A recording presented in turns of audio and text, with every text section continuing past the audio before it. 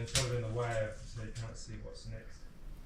Hello and welcome back to another episode of Oz Canyons Beyond the Guidebook as we venture into the death trap of Nunes Plateau. Aha, I hear some of you say, but isn't Death Trap already in the 5th edition of the Rick Jameson Guidebook? Sigh. That was quite a bush bash, but here we have a slot. A slot indeed. For anyone who's visited the canyon detailed on page 50 of the Rick Jameson 5th edition guidebook, you'll notice this is a very different slot. This slot is much narrower, deeper, darker and committing. It's time to put our head in our hands and breathe deeply to clear the confusion. Let's take a journey through canyon history to unravel the mystery of Death Trap. It all starts with Rocky Creek back in 1976. David Noble and party descended the creek from high up and they found some canyon in the upper cliff line which they named Sheep Dip. Then along came another David Noble who made a first ascent of a Rocky Creek tributary which he named Twister Canyon. Having two David Noble Canyon explorers is confusing, so the canyon community has named them Sydney Uni David Noble and Wollemi Pine David Noble. There is no confusion at this point until the two Daves got talking about Rocky Creek and they concluded that they both entered the same way. So, Wollemi Pine Dave renames his canyon to Sheep Dip as per the canyon etiquette that the first ascent party gets to name the canyon. The confusion is resolved in the 1990s, but not before the names are written into the Rick Jameson Guidebook. The 4th edition in 2001 still contained the wrong names. Okay, but what does all of this have to do with Death Trap? Exactly. I don't know how, but in the 5th edition of Rick's Guidebook in 2012, the Sheep Dip confusion is fixed, yes, but a new confusion is created by the renaming of Sydney Uni's Sheep Dip to Death Trap. What?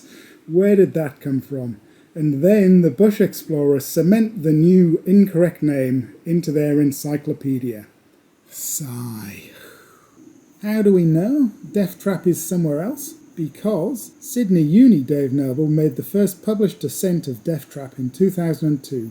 Dave named both Sheep Dip and Death Trap, so Dave is the best authority to know they're different creeks.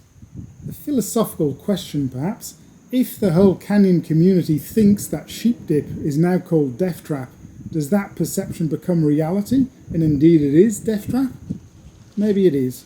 Nonetheless, Smithy and I wanted to go and see the original Death Trap. At least, I think it's Death Trap.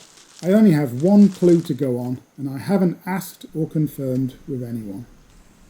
With a name of Death Trap, your mind conjures up all kinds of dangers that may lurk inside the slot. We entered tentatively. Our guess was that the Death Trap was unstable rocks that look like they're going to fall on your head, and or you can abseil yourself into a problem where you can't continue down for some reason and you're trapped, not able to retreat.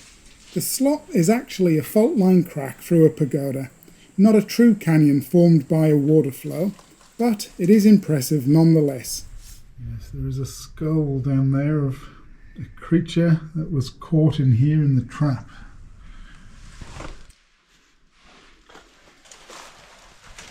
A little bit of an awkward chockstone here, you can squeeze behind it, or what I've done before is climb over the top. The dirt floor is deep inside the rock, with curved walls stretching upward shading the light.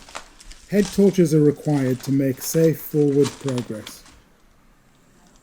The slot is about 100 metres long and ends in a steep rubble chute leading over a precipice. Right at the lip are two chockstones that move. We couldn't dislodge them, so maybe they are well set in place, but there is risk. You have to climb over and past those chockstones, and perhaps even rest your rope on them, depending on what you use for an anchor. There is great risk in continuing. Indeed, you could call the final drop a death trap. The chockstones at the end, I think we've decided, are just too dangerous. They do move, but if we were back in our 20s, maybe we would have abseiled. But as it is, we were satisfied to award ourselves a tick for Death Trap, having covered the whole slot, just missing the final vertical drop, a few horizontal meters missed. Trying to kick too hard because Smithy said he could actually feel the vibrations up the canyon. Looking out, the drop and across the magnificent cliffs. We've wandered around to the bottom of the drop just to have a look back up. We were just above the trees there, below the yellow rock. Death Trap is one of many mistakes in the guidebook, and it's proof that hundreds more canyons and slots exist out there in the greater Blue Mountains beyond the guidebook.